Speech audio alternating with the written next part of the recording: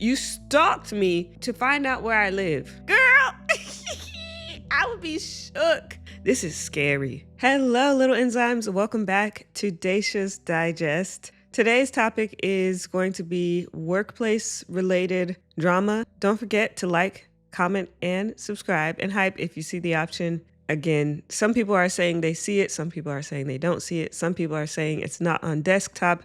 It's only on mobile. I saw it at one point on my app. Now I don't see it at all. I don't know what's going on. Then on top of that, you only get like 3 per week. It's whatever. If you see it and you would like to hype the video, I would appreciate it. Let's start with the first story. A customer found my home, rang my doorbell for half an hour, and left when the cops arrived. I, 27 female, work in the cannabis industry, and this man has been a customer of mine for 4+ years. Our interactions have been very tame. He walks in, buys his pre-roll, and walks out. He is about 3 years younger than me, doesn't have a job, lives with his mom, and doesn't have a car, so he walks everywhere. Last Thursday, July 31st, he came around to buy his usual. About 5 minutes later, he comes back and says, "Do you mind if I sit down? It's just really hot out there." I didn't mind because the heat index was around 104 degrees and I was being polite. I gave him a drink and told him to rest until he was ready to leave. He was wearing a jacket in the middle of a heat wave. He ended up staying for an hour just chatting about random things like the economy, Ozzy Osbourne's death, things going on in his life. It wasn't until he started talking about trying to find a girl to go to the fair with, to take on hikes, etc., did I find his being there suspicious. He seems like a really socially awkward guy, and in the 4 years he's been coming to the shop, I never felt threatened by him. I made it pretty clear that I'm working on myself, that I'm going back to school, working out at the gym, and focusing on myself. I told him if he was looking for a girl, he should try Hinge or Tinder because I've had luck finding last-minute dates there. I basically kicked him out and said, "Well, it's been nice talking to you, but I have to use the restroom." Before he left, he turned to me and asked if I was working on Saturday, August 2nd. I told him no, and then he asked me to the fair. I said, "No, I'm sorry, I already have plans." Fast forward to around 9:30 p.m. this evening, August 3rd. So this is Sunday, the day after the fair. I was doing laundry, sitting on the couch when my doorbell rings. We live in condos, and normally people come to the back door where the parking lot is. The doorbell ringing is extremely abnormal. I didn't really think much of it. I thought maybe someone had ordered food and it got delivered to the wrong house. I put a load of laundry in and got into the shower. While I was in the shower, I heard someone pounding on the front door. I basically ignored it because I'm not getting out of my shower to answer it. Girl, I would be shook. Some random person knocking on my door. The way that I'd be ready to turn the shower off for any little minor thing that I hear in the house. So somebody pounding on the door, the way I would have been out of that shower so quick. I mean, obviously I wouldn't answer the door, but I would have been out of the shower to see what's going on. She said, but when I finally got out of the shower, my doorbell was ringing incessantly. I called my mom because I'm freaking out and I'm thinking there might be an emergency in the neighborhood, but my neighbors know me, have my number, and would come to the back door. She's on the phone with me and she hears the racket too. My dog is raising hell and there is someone very eager for me to open the door. I peeked through the blinds of my spare room and lo and behold, there is my customer. The customer who asked me out and I rejected. He's been there about 20 minutes now trying to get me to open the door. I'm just trying to get into the mind of somebody. If it's been 20 minutes, you're uninvited. Mind you, I didn't give you the address. So you stalked me some kind of way to find out where I live. And then you sit there and are ringing and banging on my door for 20 minutes. And do you really think that's gonna work? You really think she gonna answer the door, bruh? I just don't understand the logic here. She said, I live really close to work, within walking distance. He must have followed me home after work or seen me walking my dog in the neighborhood. Who knows how long he's been tracking my movements, but he's at my house on a Sunday night banging on my door and ringing the doorbell nonstop. I text my neighbor, who is basically like a mom to me, and she's at my house in seconds. We're at the back door, still hearing the doorbell and the pounding on the door. I'm shaking from head to toe. I'm disoriented because I don't know what the hell is going on, and she calls the cops for me. The cops are there within 5 minutes. From the time the last knock or ring sounded to the time the cops arrived was maybe 3 minutes. He must have booked it as soon as he saw the patrol officer. I give my statement to the police, tell them about Thursday, tell them that my customer has been banging on my front door for over half an hour. They call more squad cars to patrol the other neighborhoods. But after 4+ years of having this customer, I don't know his name. I have literally no idea who this guy is and what he wants from me. How long has he known where I live? How long has he been stalking me? What was his motive for ringing my doorbell for half an hour so late at night? Did he want to hurt me? Did he want to do worse? I don't know. All I did was tell him I was busy and I couldn't go to the fair with him. Sorry. That is so scary, bro. Oh, I would feel so violated. Like, you come to somebody's home, their place of refuge, like their place where they just want to relax. That's your home. What would he have done if she would have answered the door? And then she brings up some valid questions. How long has he known where she lived? Has he just been watching? Like, I would be freaked out. She said I ended up calling my friend and she's letting me crash at her place tonight, but I'm so uncomfortable about going home. I live alone with my dog and I don't want to move, but if I cannot figure out this guy's name, there is nothing I can do legally. It's 3 a.m. now and I'm combing through all of our security footage, transaction history, literally anything that can give me a hint at who he is. He told me he got fired from JCPenney, but I'm not sure they will divulge his information to me. I'm trying to gather evidence that the cops can track him down without his name. I'm so terrified. I cannot sleep, cannot eat, cannot fathom going back to the house I call a home, knowing this man infiltrated my life with such demand. How will I ever go back to work? What am I to do? I had plans, I had ambitions to leave this job, but now I'm faced with the choice of leaving now or potentially putting myself in danger. Right, because she can't even go to work. He didn't show up to the work. She said, I'm so sick of people. I'm terrified of everyone now because no matter how long you've known someone, how many times you may have interacted with them, they are not to be trusted. They are a threat to you, your life, and your personal space. I can't stop crying and I'm nervous about everything now. I don't know what to do anymore. I just want to live a normal life where I'm not threatened for declining a date. I just wanted to share my story. I'm going to do my best to file a restraining order, but I'm not sure that's enough. Yeah, that's crazy. And the fact that she knew him for over 4 years and then all of a sudden out the blue, he asks her on a date, she declines, and now he's showing up at her place of residence. I don't know. This whole thing is just creepy. Some more comments by OP.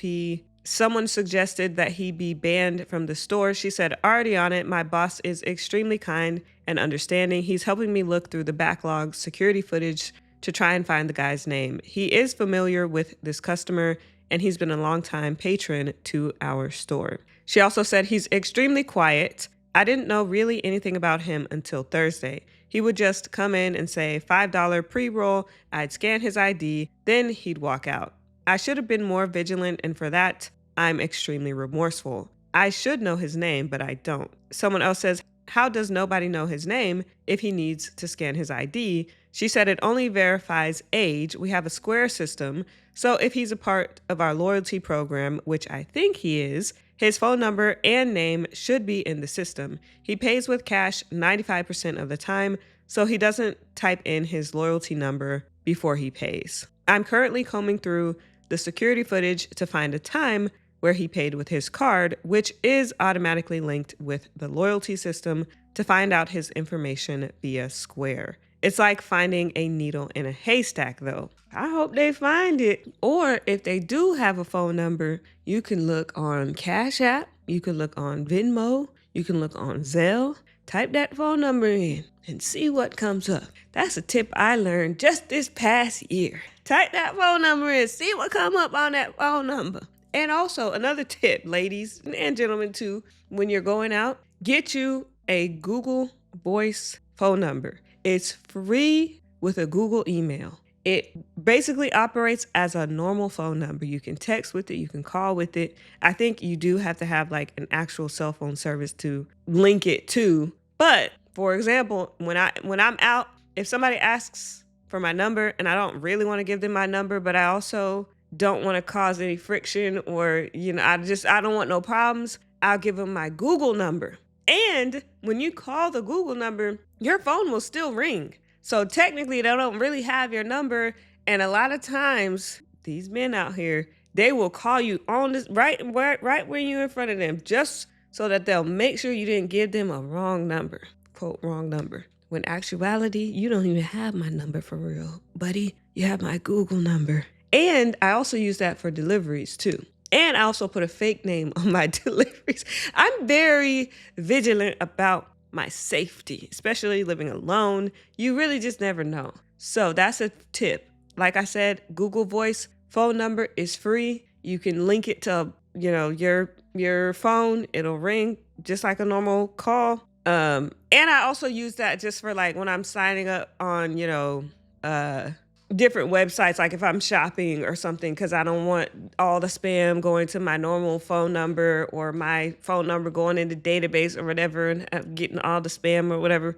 So it's very helpful for that as well. Anyway, back to the story. She said, secure back room with a lead-lined door, panic button in the back room.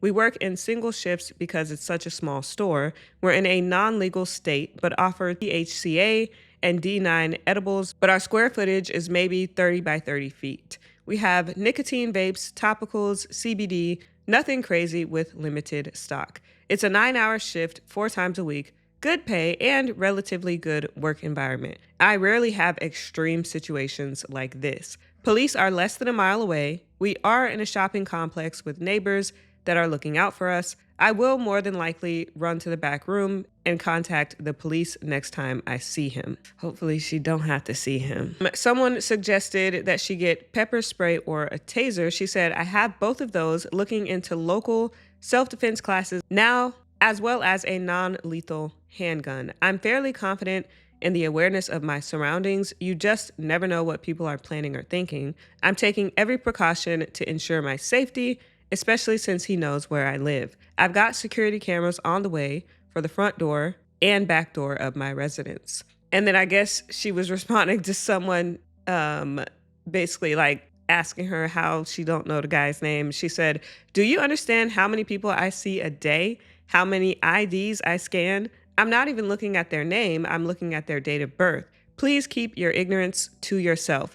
This has happened to me, and your refusal to believe it does not hinder me from seeking justice and protection from an estranged customer. All right, so there was an update 1 month later. I'd first like to say I wasn't expecting as much engagement as I had on my last post. Thank you to everyone who validated my feelings and gave me helpful advice. If you haven't already read that post, I suggest you do, because it gives you all the information about what happened to me the night my customer came to my house. I'd like to clarify a few things from my last post that a lot of people had questions about. And then she talks about, they're in a non-legal state, the types of things they sell, why she didn't know his name, even though she had his ID, etc. She said, I won't go into much detail, but I was able to find the person's information through our security camera and Square Business portal. I found a time where he used a credit card, and since he was a loyalty member with us, his name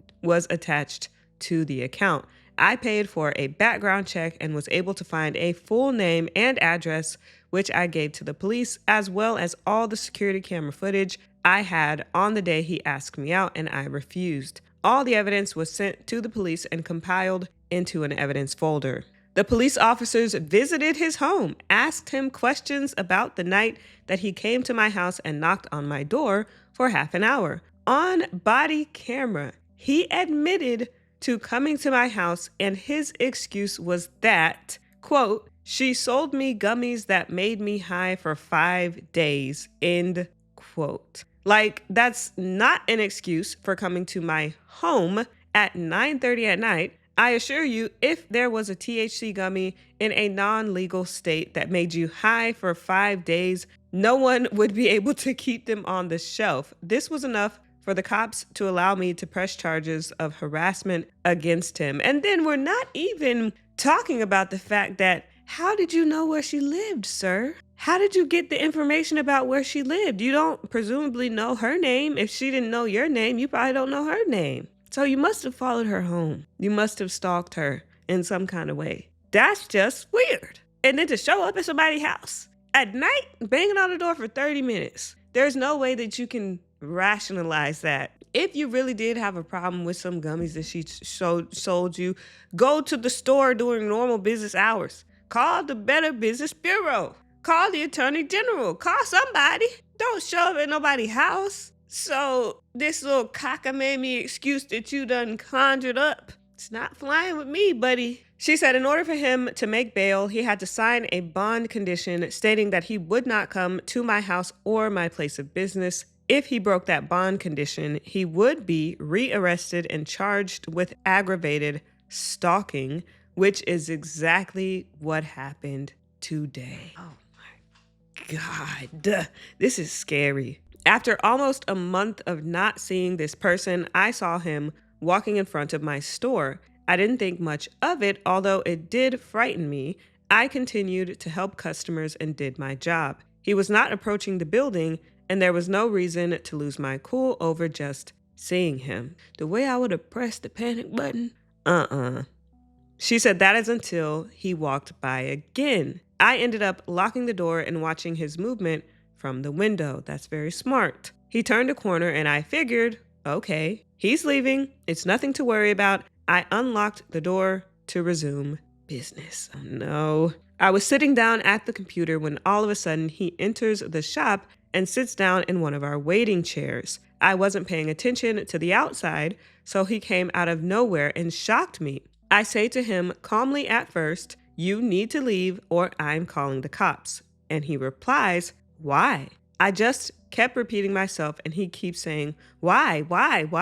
I finally reached for the phone and I'm now screaming at him, "Leave, get the F out of here, I'm calling the cops." What irked me the most is not that he had the audacity to violate his bond condition and come to the store, but that he kept saying my first name. Like, please, OP, don't call the cops, OP, why? I didn't even know his name until I pressed charges against him and he acted like we were friends. Like he had every right to be at my place of business and that I wouldn't call the cops on him again because we had some sort of relationship. It all happened so quickly, and when he finally left, I locked the door again and proceeded to have a full-blown panic attack. Girl, I get it.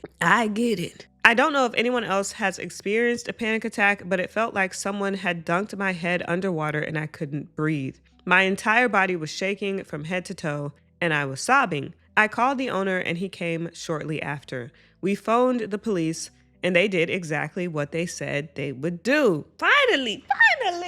I just feel like in these stories, in the stalking stories, it's like the police, they wait till somebody damn near dead before they even do anything. But I'm so glad that this is turning out much better. She said I had to pull the security camera footage from the event and hand it over to the cops. They gathered another warrant out for his arrest and charged him with aggravated stalking, trespassing, and violation of a bond. He will have a GPS monitor attached to him if he makes bail again, and I will be notified if he comes anywhere near my place of work or home. They will also call me to notify me if he is bailed out. I will be filing an order of protection in the morning. I did not previously file one because I was under the assumption that he would not come back after the bond condition. Lesson learned. I've installed security cameras at the front and back of my house, have notified all my neighbors and the surrounding businesses by my work to be on the lookout for him. I truly was getting better. I was focusing on my mental health, playing a whole bunch of Animal Crossing, working out daily, focusing on treating myself with kindness. But after today, it's like I've been transported to day one all over again. I start a technical course on Monday, which will hopefully get me out of retail, but for now, I have to continue to work at my job and provide myself an income. I'd just like to say to all the men and women out there dealing with a customer who is a bit too friendly or has made advances towards you to never take these things lightly. Please learn from my experience that no matter how long you've had a customer, how many times you've interacted with them, that they may have ulterior motives. I never thought he would come back, but he did. I genuinely thought the next time I would see him is at his court hearing when I testified, but he threw away his life today by trusting me not to call the cops. I will not apologize for protecting myself. He had it coming to him. I'm more angry than anything, but I'm eternally grateful that the local police have made an effort to keep this individual away from me. Please take care of yourself and trust your gut when it comes to people that are suspicious. Whew, yeah. Somebody said feeling high for 5 days sounds like a manic episode. OP said I didn't even think about that. I just assumed he was on harder drugs like meth or something. Probably. Got to be. There's no update yet on that one, so we'll go to the next story. Boss wants everyone in office to submit an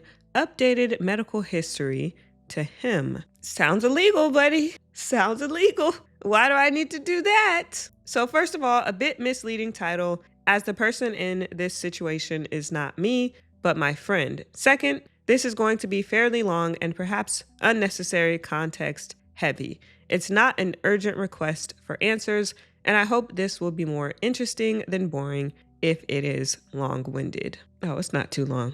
To get to the main issue though, one of my friend's coworkers passed away while at work last month. It was apparently a massive heart attack. Oh my God, that is sad. He was under 50, so it shocked everyone, more so that it happened literally at his desk in the middle of a shared open plan office. That is traumatizing. Did y'all ever hear about that story about the lady? I want to say she worked at like a Wells Fargo or let me not say that. I don't know what the business, I can't remember what the business was, but she passed away at her desk and people didn't find her until like 3 days later or something crazy. 4 days later, a woman found dead in her cubicle 4 days after last clocking in. This was in Temple, Arizona. Oh, she did work at Wells Fargo. Okay. I didn't want to spread misinformation, so I didn't want to say, but yes, this was at a Wells Fargo. A Wells Fargo employee was found dead in her cubicle 4 days after she last scanned into the building. And then this other article says she died of a sudden cardiac death in the setting of myocardial fibrosis, which refers to the scarring of the heart muscles. Cardiac death occurs when the heart stops beating or is not beating sufficiently to maintain perfusion and life. She was 60. That is sad. Look, y'all, don't take these jobs so seriously. And if you can, try to include more happiness and joy in your life. Don't be so stressed. Like, it's really not worth it. At the end of the day, we all gonna die. It's unfortunate, but it's true. And so, would you rather die at your desk at work at Wells Fargo or die doing something that you love or being with your family or like being outside? Like we have to find a good balance. And I know it's hard, especially with the economy and all this type of crazy stuff going on these days. We have to try to find a balance between what we need to do and what we love to do. That is just so sad. Anyway, OP says, while at the wake, my friends and the deceased's direct boss was talking to some family members, and he informally learned that the worker who died had some existing high blood pressure and other health problems that he had been neglecting to treat. That's another thing. Get y'all checkups. He said relatives apparently think he would not have died had he been more vigilant with his health. A moot point, and certainly none of his boss or coworkers' business. Boss has taken this situation pretty hard. I gather he was extremely freaked out on the day of the incident, and the information that the worker had a pre-existing medical condition that could have potentially, quote, predicted what would happen seems to have sparked an idea in his head. On Friday, he announced to the office as a whole all 20-ish of his direct reports, part of a larger company of 250 to 300 people, that he is giving them until May 1st specifically after tax season, because he thinks he's being nice and unnecessarily accommodating of people's time, to provide him personally, not HR, not higher execs, just him, an updated copy of their full medical history. That is illegal. Sir, you're asking for people to give you their HIPAA information. Like, you cannot do that. That's illegal. Yes, the insurance company might ask for that. Life insurance company might ask for that. Like they said, I don't even think HR asks for that. Like, your direct employer doesn't really need to know about your medical health history, and shouldn't, because then that could be leveraged against you and affect your job. I'm pretty sure this is illegal. Now I gotta look it up. Let's see what Google says. It is not always illegal for an employer to ask for medical records, but they cannot demand your full, complete records without a valid reason, and your employer must keep any information they obtain confidential. Employers can request limited job-related medical information for specific purposes, like processing sick leave, workers' compensation claims, or determining reasonable accommodations for a disability. They are not allowed to ask pre-employment medical questions or demand your full medical history, and they generally cannot contact your doctor directly for information without your written consent. So yeah, for things like if you need to go on medical leave, if you're maybe going on paternity or maternity leave, something like that, where it's like a specific request. So then, okay. But even in those situations, from what I've seen, that information, the employer doesn't even really know or have to know the nitty gritty details. Typically, all the details are dealt with the insurance provider, the person who's actually going to be like paying anything out if you're out of work. So still, that's crazy. Anyway, we're never going to get through this if I keep stopping. OP continues, according to him, this means a visit with a primary care provider no less than 6 months prior to the due date, and a full further accounting of all risk factors in your full medical history. These are direct quotes. He gave everyone a memo. The wording in the memo is pretty basic directions in poorly thought out legalese, some of it almost stream of consciousness in style. He is in the habit of dictating to his assistant and gets pretty uptight about her recording exactly what he said and not rewording things to make more sense when he is vague or grammatically confusing, even with his important correspondence. He is claiming this policy will allow him to prevent further trauma-inducing incidents, like a coworker dying very suddenly at his desk a few feet away from you, and honestly seems to be of the opinion that this will protect the company from legal harassment in case anyone wants to sue for the trauma of witnessing a death in the workplace. I guess the idea is that if he knows a coworker is likely to die suddenly, he can fire them first to prevent anything falling back on him or the company. It doesn't seem to make much sense on the surface, and I can't guess if this is truly his real motivation. Also, as if a medical history works in a way as to accurately predict sudden deaths of that type, he is clearly not rational on this plan. Honestly, to me, it sounds like he was freaked out by witnessing the incident himself, and when the thought crossed his mind to sue the company for his own trauma, it eventually turned into an idea to play it as if he's a good policymaker trying to protect the company from legal trouble from people like himself. Apparently, he's been angling for a promotion for years and has in the past already come up with some pretty harebrained schemes to suck up to his own bosses. Well, this scheme right here gonna get him fired. There's no way he thought about this. Well, he did think about it because he sent out a whole dang memo. He should think longer on this. She said, anyway, my friend is pretty level-headed, and her immediate instinct is to go to HR on Monday and let them know what's going on.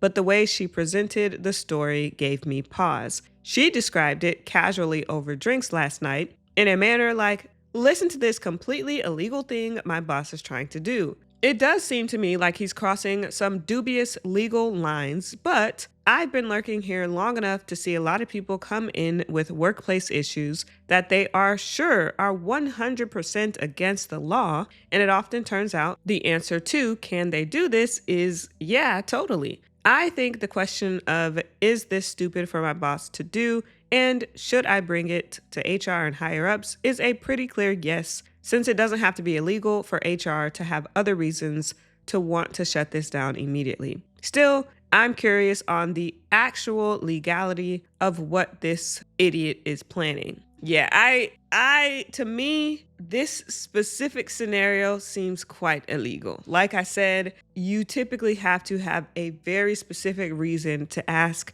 an employee for their medical records. And even in those cases, the actual employer typically doesn't even know the details of the medical condition. They just kind of know the general, like, I'm sick or I have to have a surgery, but they don't know what kind of surgery or. So it still to me seems quite illegal, but we'll see.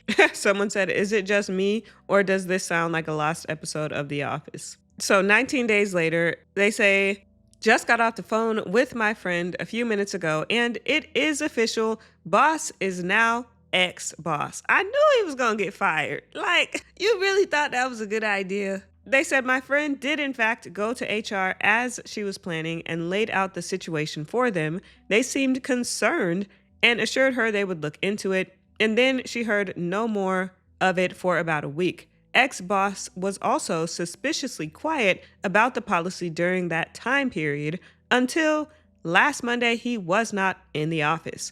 There was no explanation given to the office at large, but my friend spoke to his assistant, and from the information she got from her, he was in some long, important meetings with corporate HR, and that he would then be taking the rest of the week on personal leave. Well, the weekend passed and he didn't return.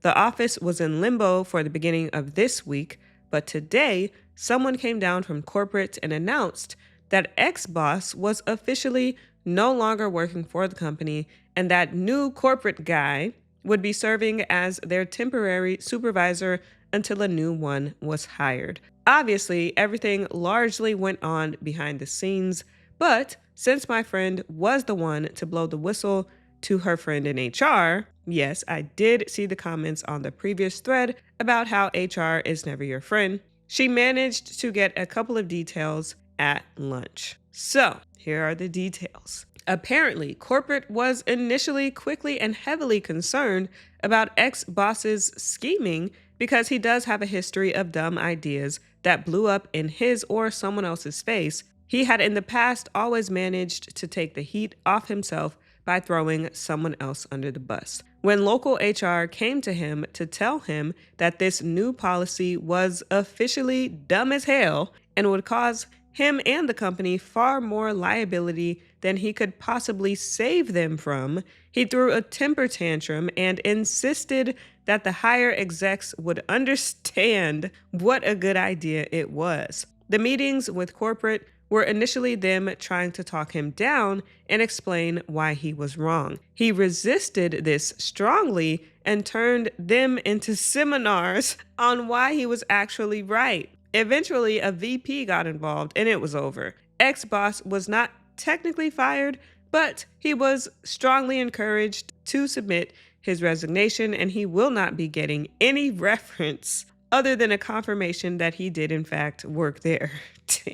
Damn. So, and that's pretty much the end. He just talks about his friend and, thank you or whatever. I just knew he was going to get fired. Like, come on now. The next story, I found out that a coworker in the same position with the same education, experience, workload, etc. is making almost twice what I make. Whew, that's rough. Listen, y'all, when you're getting a new job and you're at the stage where you're about to sign the contract or whatever, they telling you the amount, whatever, always say higher. Like if you want to make, if you realistically want to make 50K, say 60K or 65. Or if they offer you 50, be like 55 or 60. Just try to, because once I was offered a job, they offered it to me for lower, but I ended up getting 15K higher once they actually sent me the offer. And you won't be in a position like this because likely, well, let's see what happened. Story, I began working at a research facility last April as an admin assistant making $11 an hour. I was promoted to a position as a clinical research assistant in August of 2016 at $14 an hour with promise that in a year, I would have the opportunity to move up into a research coordinator position and receive a raise. Meanwhile, I received my bachelor's degree in December 2016. Fast forward to 1 year later, I have been given all of the responsibilities of not one, but two coordinators as we are very understaffed. I am working overtime each week to tackle my work. I have yet to receive a raise. At my quarterly review 2 months ago, I was told that corporate was not approving any raises at this time, and that maybe after August or so, our highest revenue season, I can expect a pay raise. Still no title change to coordinator, despite having the work of a coordinator and being referred to as one in all company communication. So yesterday, my coworker confided in me that she makes $24 an hour. She was hired 6 months after I was, and like me, had relevant experience but no coordinator experience. We both have bachelor degrees. We work the same position with the same job duties. I make $14 an hour. So I guess the advice I'm looking for is how to approach my boss about this outrageous difference in pay and why I am not being fairly compensated. My boss is very big on not disclosing pay with fellow employees, and I understand this completely. However, I did not ask my coworker how much she makes. She simply told me, and now I cannot unknow. I have never had to discuss wages with my employer, and this may not even be the best subreddit to ask for help on this, but I will take all of the advice I can get. What maybe happened here, because they said the other lady got hired after, did she get hired as the position that you are now? Or did she also get hired as a position that you got hired at, if that makes sense? Because you started at one position and moved up. So did she already start up? Because I feel like that would make more sense. Sometimes like in jobs, when you start in a certain position and you move up, your pay can only move up gradually, or your pay moves up more gradually than drastically, if that makes sense. So for them, it would be kind of crazy for you to go from $11 an hour to $14 an hour, then to $24 an hour, like a $10 jump. I don't know if I've seen that. Well, I mean, it's not impossible, but then it, like I said, it could be possible since she was hired 6 months after you. Hold on. So you started there in April, May, June, July, August. Well, that was 4 months, and you were a research assistant. I don't know, buddy. Maybe it's just one of those things where like it's because you already started at a lower rate and it's just gonna be too much for them. But they probably could do it. I mean, they hired her 2 months after your current position. I don't know. But I will say, from my experience, just get another job. I highly doubt that they're going to do anything about this. They're probably just going to, if you decide to quit, look for somebody else and try to pay them even less, unfortunately. And or the lady who's making more than you, she's actually in a more vulnerable position because when jobs are starting to look at places where they can cut back, they always go for the higher salary, same effort positions. So her job, if there were any round of cuts or anything like that, she would be the first to go because she makes way more than you and you're, from what you say, doing more work than her. Some of the comments, someone said, and don't forget that you don't know your coworker is telling you the truth. Run a job search to see how much the market rate for your role is. But your company sounds pretty bad. Perhaps time to go anyway. You deserve better. That's what I'm saying. Just look for another job. OP said the market rate in my area is $23 to $25 an hour. Someone else, looks like time for a new job working for a great company and a big pay raise. Yeah. Someone responded to them saying that corporate was not approving any raises. And they said, and that is how you know it is time to look for a new job. You are doing the work of 2 coordinators, have skilled up with a new degree, are working in a place that is understaffed and where it is a very big deal from your boss for his employees to not know how much he is screwing them over. None of these are good signs. You can always discuss pay with coworkers, and you should be able to get pay commensurate with the work you are doing for the company. The place to get that, however, will be at a new company, since your current one has both told and shown you that you shouldn't expect that raise to come from them. Yeah, I agree. Basically, everybody's saying look for a new job. I agree. I don't think there's anywhere you can really go from here. I doubt that they're going to give you the pay that you actually want. If they did, I would be very much surprised. A whole $10 pay raise when they already told you they're not even approving any like normal raises? Nah. So update over 1 month later. For those of you who read my original post, I just wanted to update. Everyone was so encouraging and supportive. I really did not expect it. After making my post, I met with my boss in order to inform her that I needed a raise. She told me she would submit a pay raise request. 1 week later, she called me into her office. She absolutely berated me for thinking I could move into the coordinator position for which I was already doing the work, and complained about my work performance. Oh, so that's her excuse for not giving you the raise. Last month, I had an evaluation and received very high praise for my performance, and there has not ever been complaints about my performance in the past. All in all, I assume she was making excuses not to increase my pay. Exactly. Fast forward a bit, and I received a text from the wife of one of my boyfriend's friends offering me a job at a rehab facility. I interviewed for the job, and they offered me the position at $20 an hour, $6 more an hour than my current job. In the meantime, my boss called me into her office again and informed me that I was very fortunate as corporate had approved my pay increase. She stated that she truly shot for the stars when submitting my new pay, and that corporate had gone above and beyond anything she ever thought I would receive.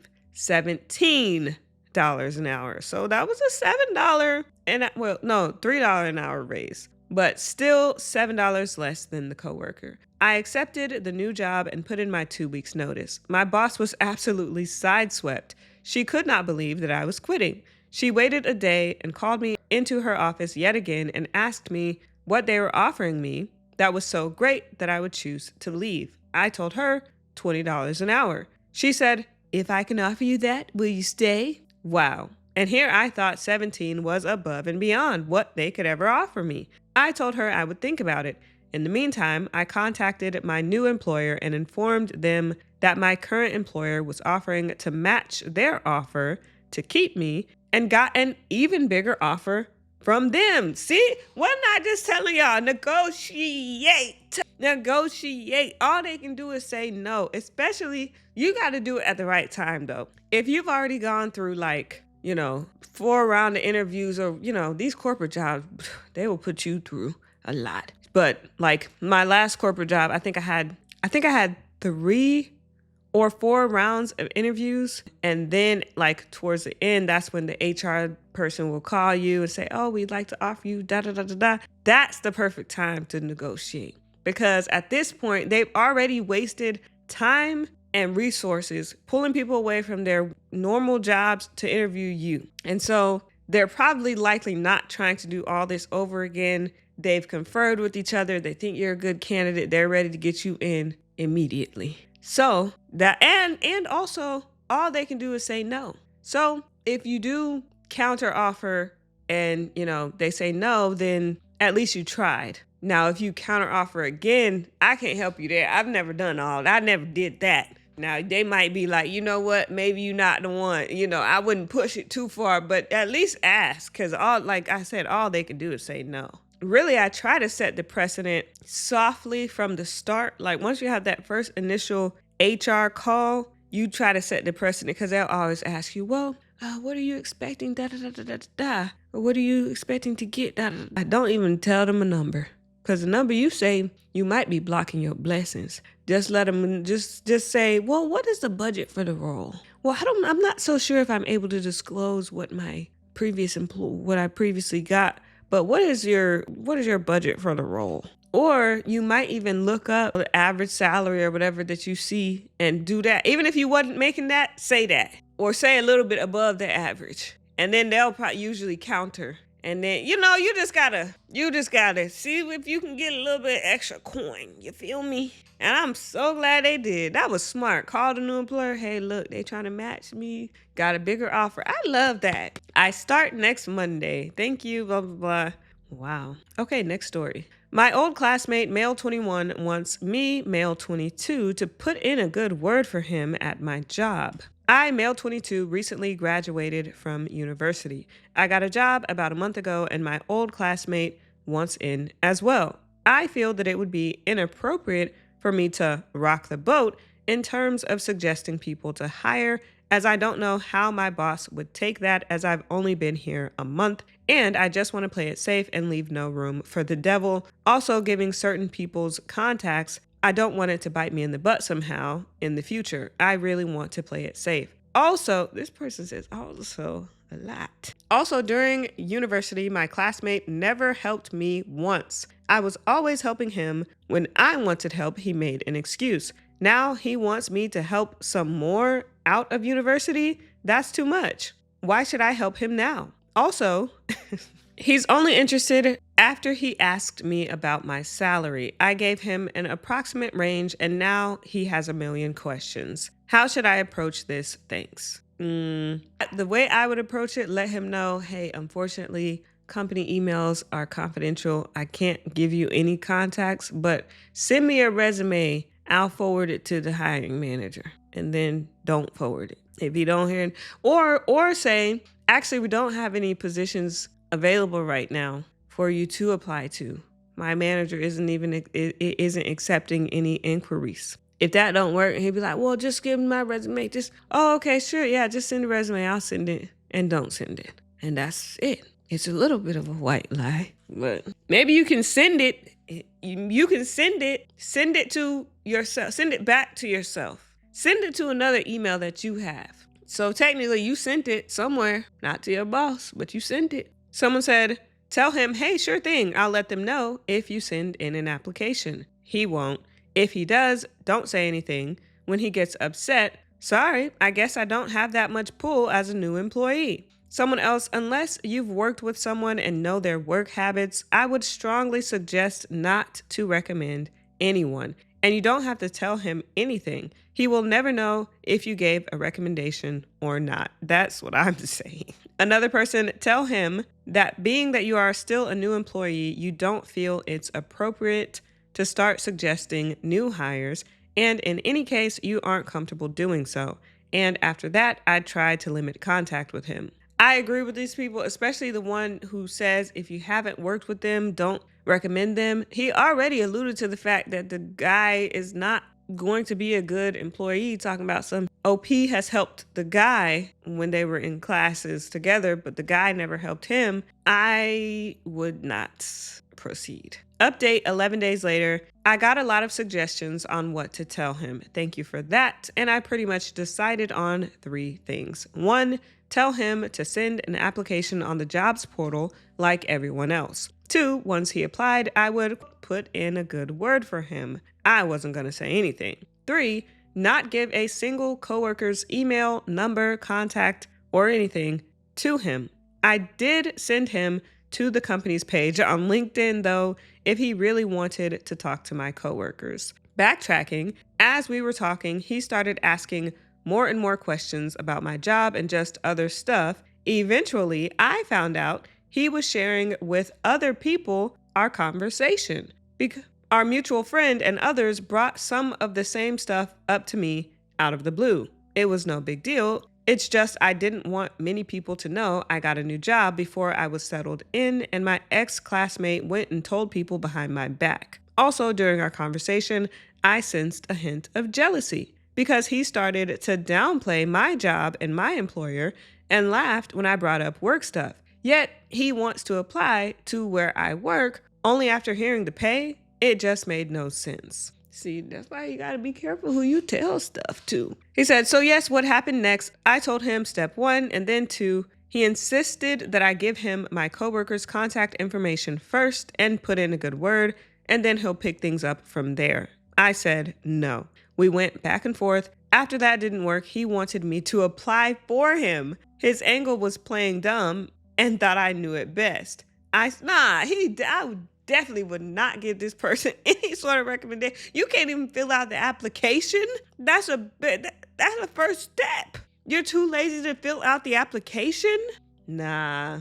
He said I said no, that he had to do it himself. He was not happy and tried to guilt trip me hard. He said, "Are you gonna help me or not?" I said, "That's all I can do for now. Take it or leave it. It's your choice." Then he blocked me. You made the right choice, buddy. Imagine if you would have really I don't think you would have went that far, but imagine if you really would have given him a reference. Now, people looking at you sideways because your reference is terrible. For the palate cleanser, I saw this video on Instagram. It's this dog coming home from like doggy daycare or something, getting off of the little doggy bus with all his little doggy friends. And hold on, let me just play it real quick. Hi, Howie. Hi, Howie. Hi. Hi, buddy.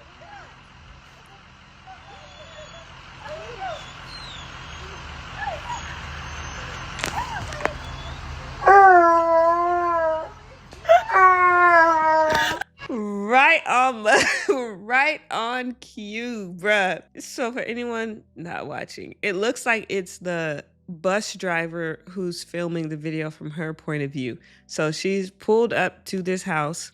It's literally a doggy daycare bus. It's only dogs in the bus. It's like a little shorter bus. But she's filming the dog owner and the dog walking up the driveway about to go into their house. The dog is like keeps looking back at the bus, looking back at his owner, looking back, but like he really don't want to leave and go in. Then the bus driver pans over to inside the bus where you can see another dog looking out the window. I guess that's his friend. That's his little doggy friend or her. And as soon as the bus driver pans over to the other dog looking out the window, they start crying out the window to their friend. It is so funny.